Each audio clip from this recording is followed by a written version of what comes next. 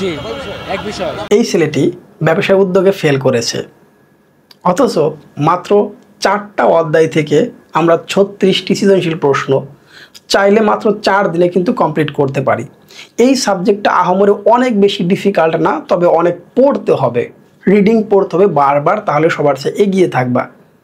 ব্যবসায় শিক্ষার শিক্ষার্থীরা এই সাবজেক্টটাই সবচেয়ে বেশি অবহেলা করে, বাট এই সাবজেক্টে A+ পেতে হলে, ভালো নাম্বার পেতে হলে রেগুলারলি স্টাডি করতে হবে, রিডিং পড়তে হবে অন্য সাবজেক্টের মতো। কোনো মতে এটাকে ডিনাই করা যাবে না, অনেক বেশি ডিফিকাল্ট না, জাস্ট কয়েকবার রিডিং পড়লে এই সাবজেক্টটা তুমি আনসার করতে পারবে।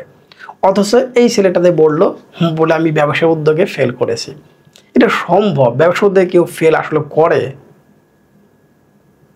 যা হোক, আমরা মাত্র দেখতেই পাচ্ছ মাত্র 4টা অধ্যায়, 4টা অধ্যায় থেকে যদি যারা ফেল করছে ব্যবসায় উদ্যোগে, ধরো 2025-এ, তারা যদি এই 4টা অধ্যায়ও করে যায় তারপরে সে পাশ করবে। এই 4টা অধ্যায় থেকে আমরা মাত্র 36টি সৃজনশীল প্রশ্ন প্র্যাকটিস করব। গড়ে 4 নং 36, 4 নং 36 হচ্ছে মানে 9টা করে হচ্ছে। আমি বলছি মিনিমাম 5টা প্রশ্ন কমন পড়বে এই 4টা অধ্যায় থেকে। সম্পূর্ণ ভিডিও দেখলে তোমরা অবশ্যই বুঝতে পারবে কেন বলছি মিনিমাম 5টা। এবং সকল বোর্ড, ইংলিশ ভার্সন, দাখিল বা মাদ্রাসা বোর্ডের শিক্ষার্থীরা এটা অবশ্যই পড়বে, শুধুমাত্র টেস্ট এবং প্রি টেস্ট পরীক্ষার জন্য। টেস্ট এবং প্রি টেস্ট পরীক্ষা দেওয়ার পরে তোমরা বুঝতে পারবে আমার সাজেশন তোমার জন্য কতটুকু ইফেক্টিভ, বুঝতে পারবে না? এবং টেস্ট পেপার তো আমিও ট্রাই করবো, আমি মিলিয়ে দেখবো না কোন স্কুলের কতগুলো প্রশ্ন কমন পড়লো। জাস্ট এই 4টা অধ্যায় খুব ভালো মতো প্র্যাকটিস করো, তাহলে বুঝতে পারবা ব্যবসা উদ্যোগটা খুব বেশি আসলে ডিফিকাল্ট কিনা, কোন অধ্যায় কতটুকু প্রশ্ন পড়তে হবে, কোন প্রশ্নগুলো পড়তে হবে, এভরিথিং সব ডিটেলস আকারে তোমার জন্য আমি রেডি করেছি। জাস্ট দেখো, বারবার পড়ে থাকো, ইনশাল্লাহ সবার চেয়ে এগিয়ে থাকবা। এই সাবজেক্টটা A+ পেতে হলে তোমাকে রেগুলার স্টাডি করতে হবে। বিষয়গুলো খুব বেশি কিন্তু ডিফিকাল্ট, আমি আবারও বলতেছি, কিন্তু পড়তে হবে। চলো মূল ভিডিও দেখি। আসসালামু আলাইকুম। ব্যবসায় উদ্যোগ এই সাবজেক্টটিতে তোমরা শতভাগ কমন পাবে। শুধু ব্যবসায় উদ্যোগ নয়, কমার্সের 3টা সাবজেক্ট সবচেয়ে বেশি কমন পাবে। আবারও বলতেছি, জাস্ট 2024 এবং 2025-এর সাজেশনটা একটু দেখে আসো, নিজের বোর্ডের সাথে একটু মিলিয়ে নাও, তাহলে বুঝতে পারবে। ব্যবসায় উদ্যোগ এই সাবজেক্টটাতে আমরা সবচেয়ে বেশি অবহেলা করি, মানে কমার্সের শিক্ষার্থীরা সবচেয়ে বেশি অবহেলা করে এই সাবজেক্টটিতে। অথচ এই সাবজেক্টটা একটু গুরুত্ব দিলেই কিন্তু সবচেয়ে বেশি নাম্বার পাওয়া যায়। এই সাজেশনটি সকল বোর্ড, ইংলিশ ভার্সন, দাখিল বা মাদ্রাসা বোর্ড সকলের জন্য প্রযোজ্য। আমি টোটাল সৃজনশীল প্রশ্ন দিয়েছি, ইতোমধ্যে তোমাদের বলা হয়েছে 36টি। মিনিমাম 5টি প্রশ্ন তুমি এখান থেকে কমন পাবে, ম্যাক্সিমাম 6টাও হতে পারে। তাহলে আমি আবারও বলতেছি, জাস্ট এই সৃজনশীল প্রশ্নগুলো প্র্যাকটিস করো, ঠিক যেভাবে সাজেশনটা আমি বলেছি ঠিক সেভাবেই তোমাকে পড়তে হবে। এর বাইরে এক্সট্রা পড়ার দরকার নেই। আমরা দেখতেছি শর্ট সিলেবাসে আমাদের মোট 7টি অধ্যায় আছে। 7টি অধ্যায় থেকে আমাদের 8টি প্রশ্ন আসবে, 5টা প্রশ্ন উত্তর করতে হবে। 7টা অধ্যায়ই গুরুত্বপূর্ণ, কিন্তু একটা অধ্যায় থেকে ডাবল প্রশ্ন হবে, সেই অধ্যায়টা আমরা জানি না। বিগত কয়েক বছরের প্রশ্ন বিশ্লেষণ করলে যা দেখা যায়, এই অধ্যায় থেকে আমাদের প্রশ্ন বেশি আসছে। বিপণন এই অধ্যায়টা, এবং আরেকটা হচ্ছে 4 নম্বর অধ্যায়, মালিকানার ভিত্তিতে ব্যবসায় সংগঠন, এইটা বলা হয়। এবং এই অধ্যায়টা 4 নম্বর অধ্যায়টা, এই অধ্যায় থেকে ফুল সিলেবাস থাকা সত্ত্বেও এখান থেকে 2টি প্রশ্ন হয়েছে বিভিন্ন বোর্ডে। তাহলে চিন্তা করে দেখো কতটা গুরুত্বপূর্ণ এই 2টি অধ্যায়। এই 2টো অধ্যায়কে টার্গেট রেখেছি আমরা, বলে এখান থেকে আমাদের একটা কোশ্চেন বেশি আসবে।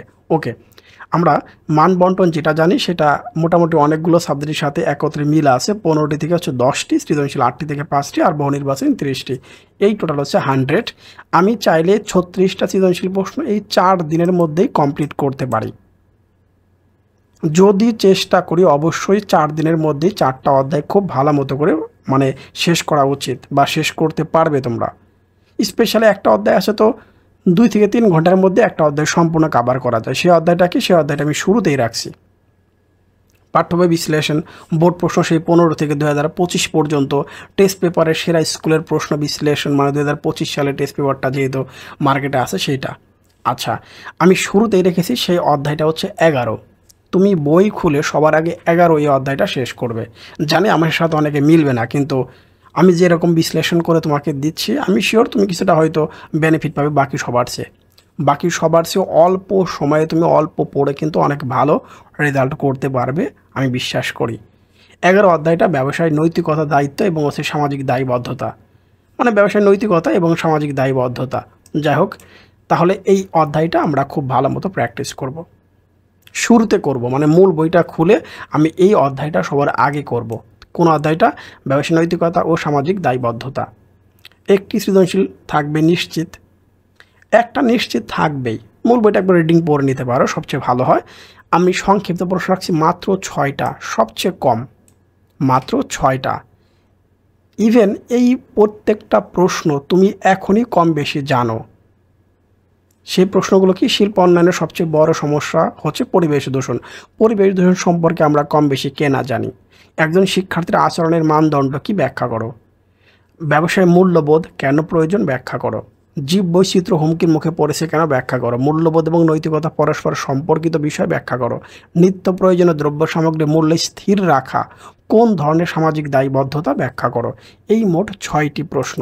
এই 6টি প্রশ্ন খাতায় যদি নোট করে রাখতে পারো খুবই ভালো, আলহামদুলিল্লাহ। অথবা টেস্ট পেপার বা সাপ্লিমেন্ট বা গাইডে দাগ দিয়ে রাখতে পারো, 1, 2, 3 আকারে এভাবে রাখতে পারো, তাড়াতাড়ি পড়তে পারবে আর কি। পরবর্তী রিভিশন দিতে সময়টা কম ব্যয় হবে। সৃজনশীল প্রশ্ন কয়ের জন্য রেখেছি? কয়টা? 8টা প্রশ্ন। শুধু 8টা বললে হবে? এখানে দেখো 2টি প্রশ্ন আছে, অর্থ কী? 2টি প্রশ্ন আছে, অর্থ কী, ইতিহাস শব্দের অর্থ কী এবং নৈতিকতা শব্দের অর্থ কী। তাহলে মোট এখানে প্রশ্ন আছে মাত্র 8টা। 8টা বললে 6টা, 2টা প্রশ্নের উত্তর তো আমরা এমনি জানি। যাই হোক, তাহলে আমাদের এই হচ্ছে ক এবং কয়ের জন্য প্রশ্ন এবং সংক্ষিপ্ত প্রশ্ন।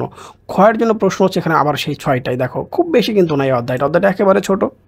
ব্যবসায় মূল্যবোধ বলতে কী বোঝো, ব্যবসায় নৈতিকতা বলতে কী বোঝো, আইনগত পরিবেশ বলতে কী বোঝো। মোট প্রশ্ন হচ্ছে প্রিয় শিক্ষার্থী মাত্র 6টা। আমি তোমাকে যেভাবে বিশ্লেষণ করে দিচ্ছি, ইনশাল্লাহ এক্সাম হলে গিয়ে তুমি নিরাশ হবে আমি বিশ্বাস করি। তুমি টেস্ট পরীক্ষা দাও, প্রি টেস্ট পরীক্ষা দাও, বা মূল পরীক্ষায় যখন যাবে, টেস্ট পরীক্ষার পরে এই সাবজেক্টটার সাজেশন কিছুটা পরিবর্তন হবে। টেস্ট পেপার অ্যানালাইসিস করে কিছু কোশ্চেন অ্যাড হবে, কিছু কোশ্চেন বাদ যাবে। পাঠ্য বই অ্যানালাইসিস করে দেখতে পাচ্ছি এই অধ্যায় থেকে একটা মাত্র ওই টপিক নিয়ে সবচেয়ে বেশি পরীক্ষা হয়, সেটা হচ্ছে বিভিন্ন পক্ষের প্রতি সামাজিক দায়বদ্ধতা। ক্রেতা ভোক্তার প্রতি, শ্রমিক কর্মচারীদের প্রতি, বিনিয়োগকারীদের প্রতি, এইরকম যে একটা শুধুমাত্র পয়েন্ট আছে, সেই পয়েন্টের উপর ভিত্তি করে সবচেয়ে বেশি সৃজনশীল প্রশ্ন এখন পর্যন্ত পরীক্ষায় আসছে। তাহলে এই টাইপের আমি কোশ্চেন রেখেছি এতগুলো। এই যে এতগুলো দেখতে পাচ্ছ, এতগুলো বলতে হচ্ছে 1, 2, 3, 4, 5টা।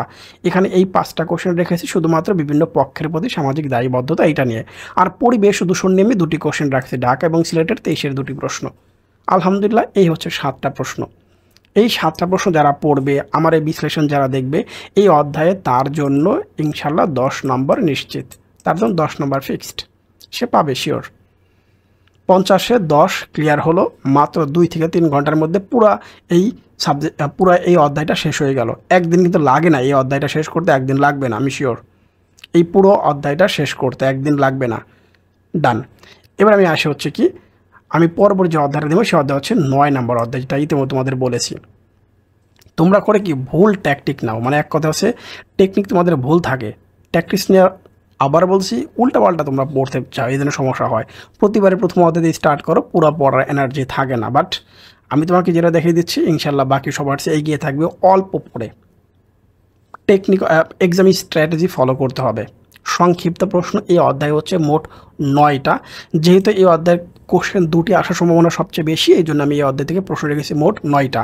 4 নম্বর অধ্যায়টা কিন্তু আংশিক, সম্পূর্ণ নাই আমাদের এসএসসি 2026-এর শর্ট সিলেবাস, এই জন্য ওটাকে আমি এর পরে রাখছি। তাহলে এখানে মোট প্রশ্ন দেখতে পাচ্ছ 9টা। প্রচার এই প্রসার উক্তিটি ব্যাখ্যা করো। বিজ্ঞাপনের কথা বলা হয়েছে। স্বদেশি পণ্য কিনে হওন ধন্য উক্তিটি ব্যাখ্যা করো। কীভাবে পণ্যের মালিকানা হস্তান্তর করা হয় ব্যাখ্যা করো। বিজ্ঞাপন কীভাবে সামাজিক এবং নৈতিকতা সৃষ্টি করে। ভোক্তা বিশ্লেষণ কী এবং কেন প্রয়োজন ব্যাখ্যা করো। নতুন পণ্য বাজারে পরিচিতির মাধ্যমটি ব্যাখ্যা করো। পণ্যকে কীভাবে ক্রেতার কাছে আকর্ষণীয় করে তোলা যায়, মৌলিকীকরণের কথা বলা হচ্ছে। পরিবহন পণ্যের কোন ধরনের পরিবহন, স্থানগত, মধ্যস্থ ব্যবসায়ীগণ, উৎপাদক এবং ভোক্তার মধ্যে বিভিন্ন, মানে কীভাবে সেতু বন্ধন হিসেবে কাজ করে। এই হচ্ছে টোটাল 9টি প্রশ্ন। তোমার সাপ্লিমেন্ট আছে 2026 সালে, যেটা পরীক্ষার্থীদের জন্য থাকলে খুব ভালো হয়, অথবা গাইড থাকতে পারে, টেস্ট পেপার থাকতে পারে। যেটাই থাক না কেন এই প্রশ্নগুলো তুমি পাবে। 2-1টা কোশ্চেন তো এদিক সেদিক হতে পারে, যেহেতু আমার কাছে একবার আপডেট, আমার কাছে যেটা আছে একেবারে হচ্ছে আপডেট। 2025 সালের সব বোর্ড কোশ্চেন সহ আমার কাছে আছে। দ্যাটস ওয়াই আমার কাছে কিছু আপডেট কোশ্চেন তোমাদের জন্য থাকবে। ওকে, সৃজনশীল প্রশ্ন কয়ের জন্য? আমি দেখতে পাচ্ছি এখানে কোশ্চেন হচ্ছে মাত্র 7টা, আর বাকি 3টা প্রশ্ন হচ্ছে এক কথায় খালি উত্তর দাও এমসিকিউতে। এগুলো এমসিকিউর মধ্যে আমরা পেয়ে থাকি। মৌখিকরণ বা পণ্যকে কী দ্বারা আকর্ষণীয় করা যায় একটু ইতিমধ্যে আমরা দেখে আসছি। পর্যায়তকরণ, প্রমিতকরণ দুটো অবশ্যই পড়তে হবে। বিপণন কাকে বলে, বিজ্ঞাপন কি, সরাসরি বিপণন কি, পাইকারি ব্যবসায় কি, ইতিবাচক দৃষ্টিভঙ্গি কি। তাহলে প্রমিতকরণ, পর্যায়তকরণ দুটোই পড়া উচিত। ওকে, সৃজনশীল ক্ষয়ের জন্য আমি এখানে রাখছি প্রমিতকরণ। দেখো এখানে আমি রাখছি হচ্ছে মোট প্রশ্ন হচ্ছে 9টা। আলহামদুলিল্লাহ। বিক্রয়িকতা এটা সৃজনশীল আকারেও কিন্তু ইদানিং থাকে। প্রমিতকরণ সৃজনশীল আকারেও থাকে। জেন্ডার সচেতনতা সৃজনশীল আকারে থাকে। বন্টন প্রণালী বলতে কি বোঝো, নমুনা পণ্য কি ব্যাখ্যা করো, বিক্রয়কর্মীর শারীরিক গুণাবলী, অনেক ধরনের মেলামেশার ক্ষমতা, বিক্রয়কর্মীর কোন ধরনের গুণ ব্যাখ্যা করো। প্রশ্ন হচ্ছে মাত্র 9টা, কারণ এই অধ্যায় থেকে 2টি প্রশ্ন আসার সম্ভাবনা আছে এই জন্য। ওকে, তারপর আমরা দেখতেছি কি গুরুত্বপূর্ণ টপিক। এই অধ্যায়ের শুরুতে আমরা পড়ব হচ্ছে পণ্যের বন্টন প্রণালী। পণ্যের বন্টন প্রণালী, ওই যে পাইকারি, খুচরা, এই যে আমরা দেখব মধ্যস্থকারী, এই পণ্যের বন্টন প্রণালীটা আমরা আগে দেখব। বিপণনের কার্যাবলী, বিজ্ঞাপনের গুরুত্ব, আদর্শ বিক্রয় কর্মীর গুণাবলী। তাহলে এই হচ্ছে আমাদের এই অধ্যায়ের গুরুত্বপূর্ণ এই 4টা টপিক জানলে আমরা এই অধ্যায়টা খুব ভালো মতো শেষ করতে পারবো। তাহলে মূল বই থেকে আমরা প্রথমে এই 4টা টপিক খুব ভালো মতো শিখব। মূল বই থেকে আমি এই 4টা টপিক খুব ভালো মতো করে শিখে নিব। ওকে, তারপরে আমি চলে যাব সৃজনশীল প্রশ্ন। এই যে প্রথমে পণ্যের বন্টন প্রণালী, এটা নিয়ে আমি সৃজনশীল প্রশ্ন দিয়েছি। কোনটা দেখো, এইটা। ঢাকা, কুমিল্লা, বরিশাল 24, কুমিল্লা হচ্ছে আবার 23-এর প্রশ্ন। এরপরে বিপণনের কার্যাবলী, বিজ্ঞাপনের গুরুত্ব, আদর্শ বিক্রয় কর্মীর গুণাবলী নিয়ে আমার এই 2 টাইপের কোশ্চেনের মধ্যে পেয়ে যাবে সবগুলো। কী কী আছে দেখো, একটা হচ্ছে যশোর, ময়মনসিংহ 24, সিলেটের 23-এর কোশ্চেন, ঢাকা, রাজশাহী 23-এর কোশ্চেন। হয়ে গেল আলহামদুলিল্লাহ। তাহলে এখানে কোশ্চেন আছে মাত্র 10টা। উপরের সবগুলো পড়ার পর এই 10টি প্রশ্ন আমি শিওর তুমি ধরতে পারবে। এই জন্যই বলা হয় সেম টাইপের কোশ্চেনগুলো আমরা পরীক্ষায় কমন পেয়ে যাব। এবার আসি অধ্যায় নাম্বার আছে কত, 4। অধ্যায় নাম্বার 4, এই অধ্যায় থেকেও 2টি প্রশ্ন আসার সম্ভাবনা বেশি। 2টি প্রশ্ন এই অধ্যায় থেকে। এই অধ্যায় কিন্তু আংশিক, সম্পূর্ণ কিন্তু আমাদের নাই। মানে রাষ্ট্রীয়, তারপর হচ্ছে আরেকটা আছে সমবায় সংগঠন, এটা কিন্তু আমাদের পরীক্ষায় নাই। এটা ছাড়া বাকি অংশটুকু, মূল কথা 3টা। একটা হচ্ছে এক মালিকানা, অংশীদার, আছে যৌথ মূলধনী বা কোম্পানি। এই 3টাই আমাদের সিলেবাসে আছে। এসএসসি 2026 শর্ট সিলেবাসের কথা বলতেছি। এক মালিকানা ব্যবসায়ের দায় অসীম কেন ব্যাখ্যা করো। এক মালিকানা ব্যবসার জনপ্রিয়তার কারণ, চুক্তি অংশীদারি ব্যবসার মূল ভিত্তি, আপাতদৃষ্টিতে অংশীদারের দায়ের ধরন ব্যাখ্যা করতে বলা হয়েছে। অংশীদার ব্যবসায়ের নিবন্ধন করাটাই বেশি যৌক্তিক। অংশীদারির সম্পর্ক সৃষ্টি হয় চুক্তি থেকে, মর্যাদা থেকে নয়, ব্যাখ্যা করো। অংশীদার ব্যবসায় নিবন্ধন হলে নিজস্ব নামে পরিচালিত হতে পারে না কেন, ব্যাখ্যা করো। এখানে আমি টোটাল কোশ্চেন দেখতে পাচ্ছি মাত্র 7টা, খুব বেশি কিন্তু প্রশ্ন না এই অধ্যায়ের। তাহলে আমি খুব বেশি প্রশ্ন কিন্তু এখানে পাই নাই। এবার সৃজনশীল প্রশ্ন কয়ের জন্য দেখতে পাচ্ছি, এক মালিকানা সংগঠন কাকে বলে, অংশীদারের সংগঠন কাকে বলে। এরপর দেখতে পাচ্ছি নামমাত্র অংশীদার, মানে অংশীদারের প্রকারভেদের কথা বলা হয়েছে। যৌথ মূলধনী ব্যবসায়ী সংগঠন কাকে বলে, শেয়ার কাকে বলে, সাধারণ অংশীদার বলতে কি বোঝে, মানে অংশীদারের প্রকারভেদ এখানে উল্লেখ করতে হবে আমাদের। চুক্তি কি, অংশীদার ব্যবসায় বিজ্ঞপ্তি দ্বারা বিলোপ সাধন বলতে কি বোঝো, ব্যবসায়ী সংগঠন কি, আর লাস্টে 4টা এক কথায় উত্তর, মানে এমসিকিউ উত্তর। ইনাফ। এই হচ্ছে মোট 9টি প্রশ্ন। সৃজনশীল ক্ষয়ের জন্য দেখতে পাচ্ছি মাত্র 7টা। এখানে দেখা হয়েছে প্রথমে এসে সংজ্ঞা, কৃত্রিম ব্যক্তি সত্তা বলতে কি বোঝো, ঘুমন্ত অংশীদার, মানে অংশীদারের প্রকারভেদটা খুব ভালো মতো জানতে হবে। কোম্পানি স্মারকলিপি বলতে কি বোঝো, অংশীদারি ব্যবসায়ের অংশীদারগণের অসীম দায় বলতে কি বোঝো, মুনাফা মালিক একাই ভোগ করে কোন ব্যবসায়, ব্যাখ্যা করো। স্মারকলিপি কোম্পানির মূল্যবান দলিল ব্যাখ্যা করার কথা বলা হয়েছে। মূলধন বিনিয়োগ না করে চুক্তি অনুযায়ী লাভের অংশ পায় কোন অংশীদার, ব্যাখ্যা করো। পাঠ্য বই থেকে আমরা যে অংশটুকু একটু আগে দেখলাম সেটা হচ্ছে এক মালিকানা ব্যবসায়ের গঠন, সুবিধা অসুবিধা দুইটাই ভালো জানতে হবে। কীভাবে এক মালিকানা সংগঠন আমরা গঠন করি এইটা। অংশীদারি সেম, কিন্তু অংশীদারি আরও 2টো জিনিস একসাথে শিখতে হবে, সেটা চুক্তিপত্র আর হচ্ছে বিলাপ সাধন। তার মানে উপরের 2টোর সাথে আমাকে সুবিধা অসুবিধা এই 2টোর সাথে আমাকে শিখতে হবে চুক্তিপত্র এবং বিলাপ সাধন পদ্ধতি। যৌথ মূলধনী কোম্পানির গঠন প্রণালী, এটা নিয়েই পরীক্ষায় সবচেয়ে বেশি আসে। এই 3টা টপিক খুব ভালো জানতে হবে, যেখানে প্রাইভেট আর পাবলিক লিমিটেড কোম্পানি দুটোই আছে, এইটাও অন্তর্ভুক্ত। দ্যাটস ওয়াই এই টপিক 3টার উপরে বেস করে আমি সৃজনশীল প্রশ্ন 3 টাইপের তোমার জন্য তৈরি করেছি, দেখতেই পাচ্ছ। শুরুতে হচ্ছে ঢাকা, কুমিল্লা, বরিশাল, এটা হচ্ছে এক মালিকানা নিয়ে। এই যে ঢাকা, কুমিল্লা, বরিশাল, এই 3টা হচ্ছে এক মালিকানা নিয়ে। যশোর, চট্টগ্রাম, দিনাজপুর, এইটা হচ্ছে অংশীদারি নিয়ে। কুমিল্লা, সিলেট, ময়মনসিংহ এইটা হচ্ছে আমাদের যৌথ মূলধনী কোম্পানি নিয়ে মাত্র 9টা প্রশ্ন এই অধ্যায় থেকে। 3 ক্যাটাগরি সাজিয়ে দিয়েছি, জাস্ট এটা প্র্যাকটিস করো, নাথিং এলস। সেম টাইপের কোশ্চেনগুলো তোমরা কমন পেয়ে যাবে। 3 টাইপের কোশ্চেন তোমার জন্য সাজিয়ে দিয়েছি, জাস্ট এই 3 টাইপের কোশ্চেনগুলো প্র্যাকটিস করো, ইনশাল্লাহ এক্সাম হলে গিয়ে নিরাশ হবে না। হয়ে গেল আমাদের 3টা অধ্যায়, আলহামদুলিল্লাহ। আমরা চলে আসলাম 8ম অধ্যায়ে। আমি 1 আর 2 অধ্যায় কিন্তু এখনও আসি নাই, এর পিছনে কারণ আছে। আচ্ছা, সংক্ষিপ্ত প্রশ্ন, সততা ব্যবসায় মূল্যবান সম্পদ ব্যাখ্যা করো। ব্যবসায়ের সচল এবং সম্প্রসারণের জন্য কোনটি প্রয়োজন, মানে মূলধনের কথাই বলা হয়েছে। কোন নেতৃত্বে কর্মীরা কাজে আন্তরিক হয়, মানে কোনটা জনপ্রিয়, এটাই বলা হয়েছে। এখানে দেখো, এই কোশ্চেনটা যদি ঠিক এইভাবে আসে তখন আমরা ধরতে পারি না। কেন? এই কোশ্চেনটা যখন এইভাবে আসে তখন আমরা ধরতে পারতেছি না। এখানেই হচ্ছে তুমি পড়াটা বুঝে পড়ো নাই। এখানের কোশ্চেনটা দেখো আমি এইভাবে পড়ি নাই, এই জন্য আমরা পরীক্ষা হলে ধরতে পারি না। কেন? অর্থাৎ মূল কোশ্চেনটা তোমরা ভালো মতো ধরতে পারো না, সমস্যা এখানে সৃষ্টি হয়েছে। তাহলে এখানে টোটাল কোশ্চেন হচ্ছে মাত্র 7টা। এই 7টার প্রশ্ন তোমাকে শিখতে হবে খুব ভালো মতো করে, আলহামদুলিল্লাহ বাকি সবার চেয়ে এগিয়ে থাকবা। সৃজনশীল কয়ের জন্য কোশ্চেন দেখতে পাচ্ছি এখানে 6টা, আর 3টা হচ্ছে আমরা দেখতে পাচ্ছি, হ্যাঁ, আর 2টো হচ্ছে আমাদের কাছে মানে এক কথায় উত্তর। পরিকল্পনা কী, ব্যবস্থাপনা কাকে বলে, কর্মী সংস্থান কাকে বলে, মুক্ত নেতৃত্ব বলতে কী বোঝো, এইটা।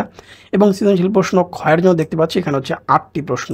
প্রথমে দেখতে পাচ্ছি প্রেষণা বলতে কী বোঝো, নেতৃত্ব বলতে কী বোঝো, নিয়ন্ত্রণ বলতে কী বোঝো, ব্যবসায় অর্থায়ন বলতে কী বোঝো, আমলাতান্ত্রিক নেতৃত্ব বলতে কী বোঝো, অর্থ সংগ্রহের প্রধান উৎসটি ব্যাখ্যা করো, ব্যবস্থাপনা একটা চলমান প্রক্রিয়া ব্যাখ্যা করো, ব্যবস্থাপনার কোন কাজের মাধ্যমে পরিকল্পনাকে বাস্তবায়ন করা সহজ হয় ব্যাখ্যা করো।